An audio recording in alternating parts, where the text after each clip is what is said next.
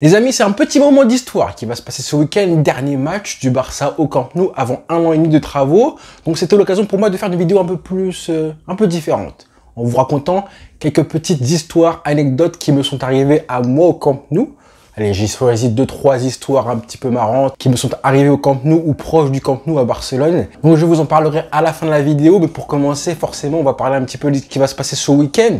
Un gros hommage déjà à Jordi Alba, à Sergio Busquets. On a eu même des rumeurs comme quoi Messi serait invité aux festivités. Apparemment, c'est pas forcément le cas. Il sera pas là demain au Camp Nou, qui joue ce soir en plus avec le PSG.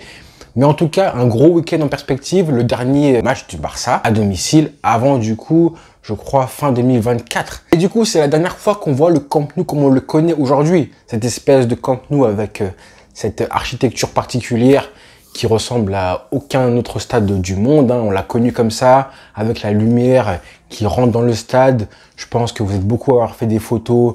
Pour ceux qui l'ont visité, des tribunes, c'est toujours un moment particulier. Quand vous rentrez, c'est un truc magique. Et donc on le connaît comme ça. C'est un stade qui a été fait, je crois, en 1957, de mémoire, vu qu'on avait l'écusson avec les 50 ans de la construction du stade en 2007.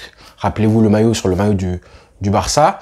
Et c'est un stade qu'on a toujours connu comme ça. Donc du coup, depuis une semaine, là, on a les présidents, les joueurs, plein de vidéos en hommage au Camp Nou, comme si c'était la fin du monde et qu'on n'allait plus jamais le revoir du tout, le Camp Nou. Et c'est vrai que ça va être un stade complètement différent, avec un toit, un stade qui sera beaucoup plus, même complètement fermé. Ça va être, c'est un petit peu dommage, mais bon, faut se plier aux normes en termes d'infrastructure, en termes de sécurité aussi. Forcément, en termes de rénovation, c'était un stade qui était assez vétuste, on va pas se mentir. Quand tu vois les escaliers et les murs du Camp Nou, tu sens que c'est un très vieux stade. Donc vraiment, le stade avait vraiment besoin de rénovation urgente. On pouvait pas se coltiner. Quand tu vois les stades en Europe, l'Allianz Arena, le Bernabéu qui a été rénové, et même le stade de la Juventus, tous ces stades magnifiques, tu pouvais pas te coltiner à un stade qui ressemblait franchement au HLM où moi j'ai grandi dans le 9-4. C'était pas possible. Donc dernier match de la saison au Camp Nou, forcément il y aura un hommage pour les joueurs, les légendes du club, les vraies légendes du club, Busquets, Jordi Alba, etc. Et apparemment, un autre joueur devrait annoncer son départ. On attend toujours de savoir qui ce sera. Apparemment, les joueurs de Mallorca vont réserver un passillo, du coup, aux joueurs du Barça pour le titre en Liga. Ce serait aussi un bel hommage. Et puis voilà, j'espère qu'on va gagner parce que là, on reste sur 2 matchs qui ont fait tâche, mine de rien. Ça, ce serait, je pense, très beau de la part des joueurs de terminer un petit peu la saison sur une victoire au Camp Nou pour le dernier match avant du coup les travaux. Ce serait la moindre des choses. Soyez un petit peu digne, s'il vous plaît. Donc voilà pour le match. L'enjeu du match, c'est ça en fait, c'est la victoire et puis le reste, pas forcément important. Mais voilà, le Camp Nou, ça reste un endroit magique. Clairement, pour ceux qui l'ont visité, j'espère qu'il y en a beaucoup aussi qui vont aller voir le match demain. Donc profitez encore une fois, profitez pour ceux qui auront la chance d'aller voir la rencontre demain et de participer aux festivités parce que le Camp Nou, ça reste un endroit magique. Moi, j'y suis allé plusieurs fois. J'ai la chance d'y aller plusieurs fois. À chaque fois, c'est des dépenses, mais c'est rentable parce que tu vis des émotions que tu trouves nulle part ailleurs, en fait. Clairement, des émotions incroyables, que ce soit dans le Camp Nou et même à l'extérieur du Camp Nou. D'où les histoires que je voulais vous raconter. Moi, j'y suis allé plusieurs fois, dont 2 fois, même 3 fois qui m'ont marqué. La première fois où vraiment ça m'a marqué, où j'ai une petite histoire assez sympa à vous raconter, c'était en 2012. En 2012, juste avant que je parte aux États-Unis faire ma fac à l'université. Du coup, j'y suis allé pour aller voir un match. J'y suis allé avec ma copine de l'époque. On y est allé pour un match particulier. C'était le match retour en Ligue des Champions, Barcelone-Chelsea. On y est allé, on a visité le Camp Nou la veille et tout. Et malheureusement, on n'a pas réussi à trouver des places pour le match. Du coup, qu'est-ce qu'on a fait? On a suivi le match dans un restaurant de Barcelone. Un restaurant très bien, en plus, vers la Rambla, je crois. Vers la Rambla. On a mangé une paella.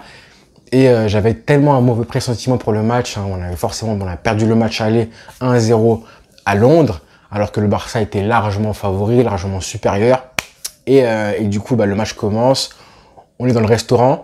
Et je vous assure, avant le match, il y avait une ambiance de fou. Vraiment de fou, parce que voilà, tout le monde voulait motiver les joueurs. Même dans les rues, on était dégoûtés forcément, on n'avait pas de place, nous, à l'époque, et j'avais pas d'argent. En fait, c'est plus ça, j'avais pas d'argent, parce que comme j'ai dit, je partais aux États-Unis à la fac pour 3 longues années, 3 ans et demi ensuite. Donc tout mon argent, tout mon oseille était réservé à mon voyage aux États-Unis. D'accord? Donc j'avais pas d'oseille pour vraiment trouver des places sachant qu'un match en Ligue des Champions, c'est super cher en plus. Donc malheureusement, j'ai dû voir le match avec ma copine de l'époque, du coup, dans un restaurant à Barcelone. Et le match commence. Et forcément, donc 1-0 pour le Barça, 2-0 ensuite. Là, je vous raconte même pas l'ambiance qu'il y avait dans le restaurant, mais aussi dans les rues de Barcelone, parce qu'on était en train de manger, et pourtant, dans le restaurant, comme dans les rues, tu voyais qu'il y avait une ambiance pas possible à 2-0. Ça a duré 5 minutes, 5-10 minutes, le temps que Ramirez, du coup, mette le but du 2-1. Là, à 2-1, la tension qu'il y avait, je vous raconte même pas l'espèce d'ambiance qu'il y avait, qui était franchement, j'ai arrêté de manger moi. Bah voilà, finalement 2-1 pendant très longtemps. Messi qui a son penalty, et je vous jure, hein, quand Messi a son penalty, je dis à ma copine pas trop haut, dans le sens où je sais que Messi va frapper en hauteur. Je me dis, parce qu'en fait il avait tiré plusieurs penalties avant ça, lors des matchs précédents et tout, il les avait tous tirés de la même façon, à savoir lucarne croisé. Et là je me doutais qu'il allait faire la même chose. Et je me disais à ma copine, pas trop haut. Je pense qu'elle comprenait pas forcément, ma copine à l'époque, pourquoi je disais pas trop haut. Et donc du coup, bah, ça n'a pas manqué, il a tiré trop haut. Et ça a touché la barre transversale. Et du coup, bah, 2-1. Et puis ensuite, Fernando Torres a marqué le but du 2-2. Quand il a marqué le but du 2-2, hein, je vous assure, hein, vraiment, la ville, c'était Gotham City. Vraiment morte. Une climatisation horrible. On est rentré, on était dégoûté, j'étais dépité comme pas possible. Mais en fait, je le sentais au fond de moi qu'il allait se passer quelque chose qui allait marquer, je pense, l'histoire de la Ligue des Champions, en tout cas en 2012, parce que c'est un match qui est quand même légendaire, hein, quoi qu'il arrive. Et puis, bah, on est rentré dégoûté. Je me rappelle même dans l'avion du retour, parce que le lendemain matin, je rentrais sur Paris. Et dans l'avion, j'entendais des gens qui parlaient du match en disant que ouais, c'était vraiment un truc incroyable à vivre. En gros, c'était du handball avec une équipe qui jouait en U comme ça, face à une équipe qui défendait et qui a réussi à passer en finale de Ligue des Champions. Un de mes plus gros traumatismes, si ce n'est le plus gros en tant que fan du Barça. Et en plus, petite histoire, bah justement, je me suis séparé de ma copine, du coup, 3 mois plus tard, juste avant de partir, du coup, aux États-Unis. Premier signe déjà, j'avais tellement pas dosé hein, que à l'époque, du coup, on était parti trouver un hôtel à 50 €, je me rappelle, hein, c'était les hôtels à l'époque 50 € pour 2 personnes à Barcelone, dans Barcelone. Ce qui est inimaginable aujourd'hui avec les Airbnb qui coûtent, laisse tomber. Mais à l'époque, hein, j'avais vraiment pas dosé du tout et j'avais trouvé un hôtel à 50 € la nuit dans Barcelone qui était vraiment franchement très bien en plus. Et comme par hasard, après ce traumatisme incroyable en tant que fan du Barça avec ma copine, bah, du coup on s'est séparés, du coup je crois 3 mois plus tard en juillet 2012 avant que je parte du coup aux États-Unis. Comme par hasard, j'ai envie de dire, c'était un signe du destin avec le match, le traumatisme, le déchirement du cœur qu'a été ce Chelsea-Barcelone en 2012. Deuxième histoire que j'ai à vous raconter. Comme par hasard, dans la suite, dans le prolongement, c'est en 2018. Je suis allé au Camp Nou cette fois-ci, encore une fois avec ma copine de l'époque, qui du coup cette fois-ci, une nouvelle copine hein, évidemment, pas la même, hein, une nouvelle copine, qui m'avait du coup dit, bah écoute, je vais t'offrir un voyage, tu ne sais pas la destination, mais en tout cas, fais tes valises, fais tes bagages et on va partir à un endroit. Et j'ai su qu'on partait à Barcelone seulement, du coup, au moment où on était à l'aéroport d'Orly, au moment où je passais ma pièce d'identité à l'agent d'escale à Air France. Et du coup, elle m'a dit qu'on partait à Barcelone. Je ne savais pas du tout où on partait. Mais comme on était ensemble depuis très longtemps et que ça se passait très bien, et bah du coup, j'avais prévu, je savais qu'on partait en vacances. Hein. Je savais qu'on allait partir pendant une semaine quelque part, mais je ne savais pas où. Mais je me suis dit, c'est parfait, ça va être l'occasion pour moi de la demander en mariage. D'accord? Mais je ne savais pas du tout où on partait. Et du coup, j'ai su qu'on partait à Barcelone pour aller voir un match au Camp Nou. En gros, ma copine m'offrait du coup bah, le voyage, l'hôtel, le match à Barcelone, tout, d'accord? Donc forcément, c'est pas n'importe qui. J'allais la demander en mariage. Et ensuite, du coup, on est parti du coup à Barcelone pour aller voir le match. C'était au mois d'octobre, octobre 2018, d'accord? On est parti voir un match à Barcelone. Et je savais que le match avait lieu le samedi. Donc je me suis dit, allez, on va la demander en mariage pendant ce voyage-là. Quand on arrive à Barcelone, je me suis dit, ce serait bien de le faire, du coup, le vendredi, la veille du match. Pourquoi? Je vous dirai ça plus tard. Donc, vendredi, la veille du match, et non pas samedi, le jour du match. Je voulais vraiment que ce soit 2 jours différents. Et je vous dirai ensuite pourquoi. Et donc, le vendredi arrive, et j'étais stressé comme pas possible. J'avais acheté la bague, du coup, de fiançailles à Paris. Et ensuite, on est parti, du coup, dans un restaurant. Je voulais trouver un restaurant dans Barcelone, on était sapés, etc. Et je me suis dit, voilà, pour l'occasion, on va aller manger dans un restaurant sympa de Barcelone. Le matin même, le vendredi matin, on est parti visiter le Camp Nou, hein, comme vous tous. Hein. On est parti visiter le Camp Nou. Déjà, j'avais vu que les prix avaient monté. Hein. Là, j'avais vu que maintenant, c'était plus 22 € comme j'avais eu la visite du Camp Nou en 2012. Là, j'ai vu que c'était 33 € je crois maintenant comme aujourd'hui, avec en plus même pas l'accès complet comme on l'avait en 2012. Le Camp Nou quand même, il se touche un petit peu. Hein. Bref, le vendredi matin, on visite le Camp Nou et le soir, du coup, on va à un restaurant à Barcelone. Je prends la bague de fiançailles et donc du coup, il fallait un petit peu que je trouve un truc romantique, un truc surprenant à faire comme demande de mariage, d'accord? Donc j'ai pensé, j'ai réfléchi. En gros, j'ai fait croire. On est allé au restaurant et dès qu'on rentre, en fait, on rentre. Et qu'est-ce que vous faites quand vous rentrez au restaurant? En général, vous vous posez, vous allez vous laver les mains et vous revenez à votre place, d'accord? Donc dès qu'on est rentré, qu'est-ce qu'on a fait? Bah du coup, je suis parti voir un des serveurs du restaurant pendant que ma copine est partie aux toilettes. Du coup, elle est partie aux toilettes, se laver les mains et tout.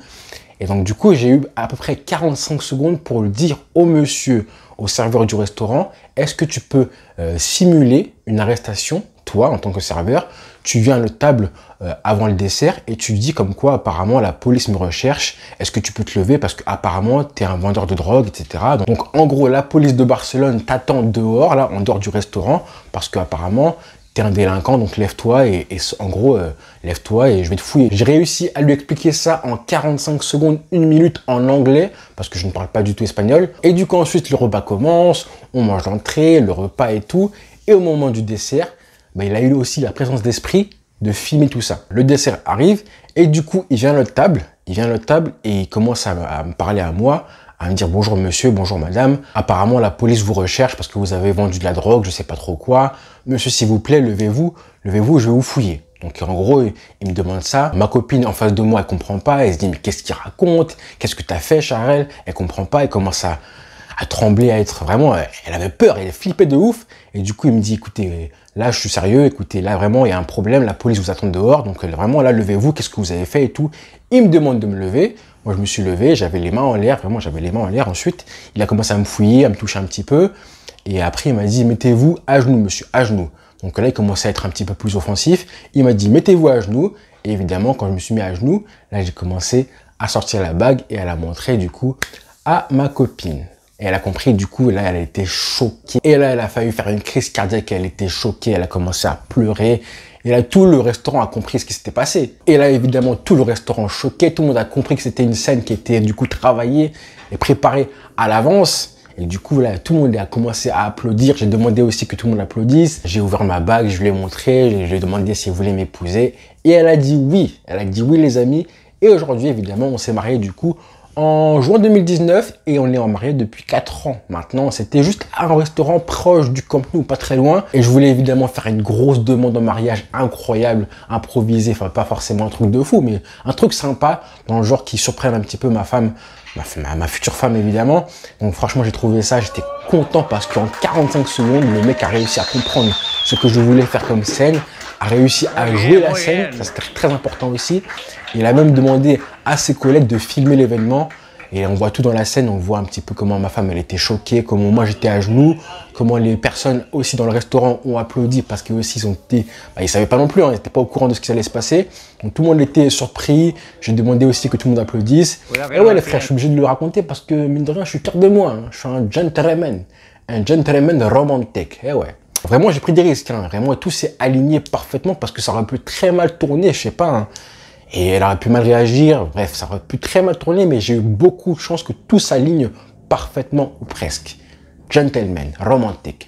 Donc voilà, et du coup, bah, comme je vous ai dit, le lendemain, il y a eu le match, du coup, Barcelone-Séville. Je pense que vous vous rappelez de ce match-là.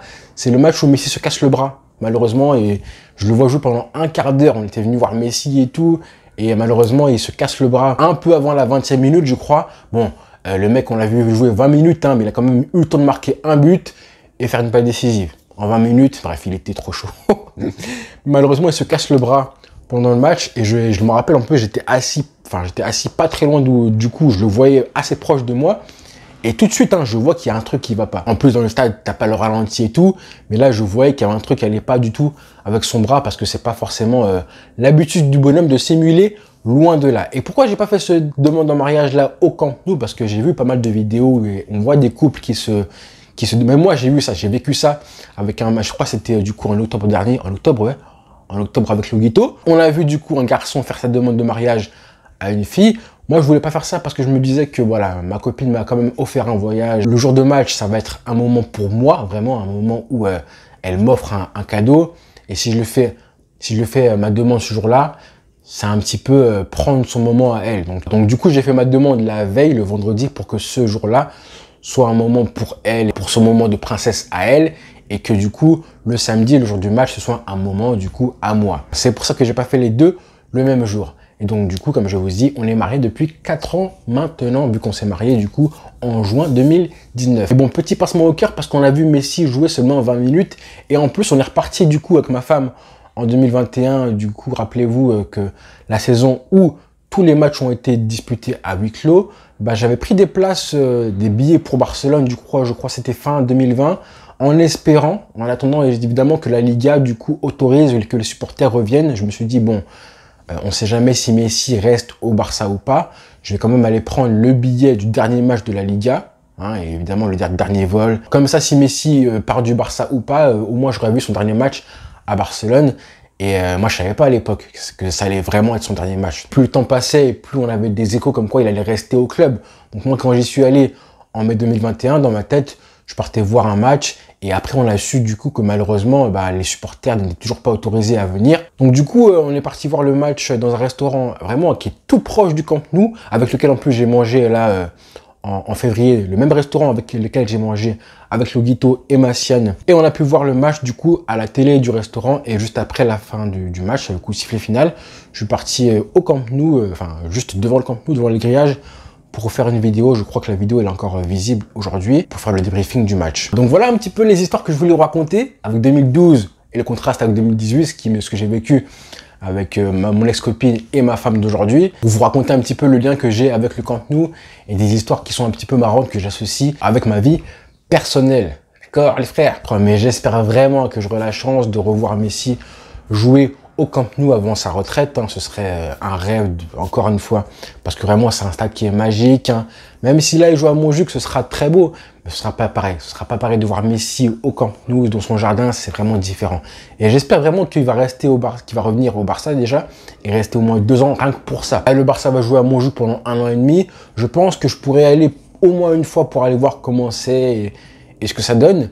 Mais j'ai plus envie d'aller voir les matchs du Barça à l'extérieur. Pourquoi pas à Majorque, pourquoi pas au Bernabéu, ou pourquoi pas du coup aux Canaries, parce que Las Palmas est sur le point de remonter en Liga. En tout cas, à chaque fois que je vais au Camp Nou, il se passe quelque chose, il y a une ferveur, il y a une magie qui opère. Je sais pas pourquoi, hein, c'était des émotions. Là, par exemple, au mois de février dernier, c'est là que j'ai fait la connaissance de Massiane. En vrai, avec Loguito, on n'avait pas encore connu ce bandit-là en vrai, donc on l'a rencontré. En vrai, j'ai fait des rencontres aussi avec des abonnés. On s'est posé, je vous raconte pas, hein, la première fois qu'on s'est vu, le jour même en février, on s'est posé au Camp Nou pendant une après-midi dans les tribunes. On a parlé et ça a été un moment où j'ai kiffé, vraiment un moment magique parce que on était là comme des potes, comme si on se connaissait depuis 10 ans. Et on parlait du foot, du Camp Nou, de Messi, de plein de choses.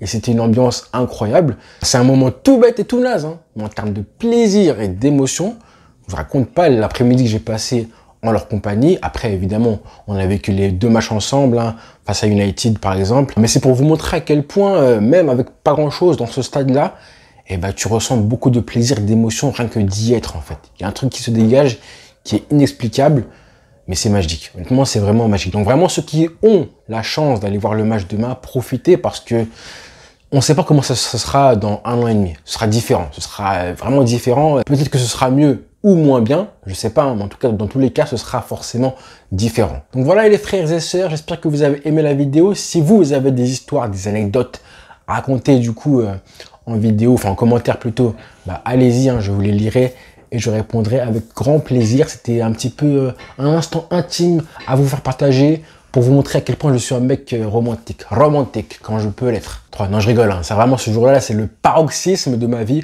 en termes de romantisme, et quel meilleur endroit que de le faire à Barcelone. Donc Barcelone, je suis lié à vie à cette ville-là, et le Camp Nou aussi, quoi qu'il arrive.